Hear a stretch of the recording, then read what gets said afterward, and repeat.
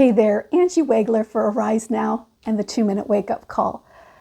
Well, it's been a few days since Paul and I were out tree shopping, and he hauled this tree in off of the top of the vehicle into the living room, got it set up here in its stand, pretty straight, straight as it's going to be, and it's been well watered. But as you can see, something else needs to happen with this tree yet before Christmas, and it's on my to-do list. Yeah, it needs to be decorated.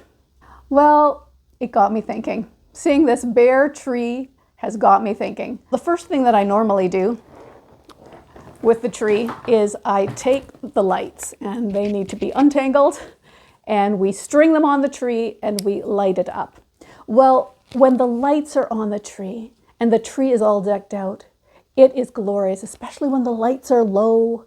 It's my favorite time of year. Well, I was thinking about Isaiah.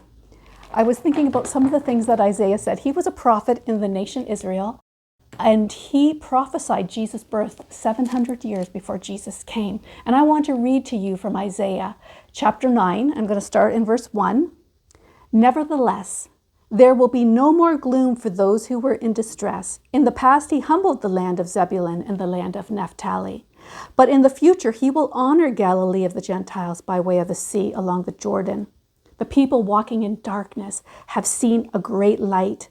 On those living in the land of the shadow of death, a light has dawned. You have enlarged the nation and increased their joy. They rejoice before you as people rejoice before the harvest. I'm going to skip on to verse 6. For to us a child is born. To us a son is given, and the government will be on his shoulders. And he will be called Wonderful Counselor, Mighty God, Everlasting Father, Prince of Peace. Of the increase of his government and peace, there will be no end. Maybe you're feeling a little bit today like my Christmas tree, that there needs to be some work done, that it needs a little bit more light, it needs a little bit more glory. Sometimes we feel that way. Sometimes we feel a bit hopeless, even in the times of the festive seasons. And there are things that sometimes happen. We have losses, and we remember those losses. And sometimes there's times of grief, and we're like, oh, we just need some light. We just need some brightness. And I want to encourage you today, if that's you, I mean, maybe you're just having a great time getting ready, enjoying it, and that's great. But if that isn't you, if you are one of those that are struggling a little bit in this season, I want to encourage you. Just as Jesus came, just as he came in a time when there was darkness, he still comes in those times of darkness. He still comes in those times, and he wants to turn on a light for us. God wants to even today birth some new peace and some new joy in our hearts in this season. And so I just want to pray for you. Jesus, thank you that you are the Prince of Peace, that you are that wonderful counselor, that everlasting Father, the Prince of Peace, and that there is no end to your peace. There is no end.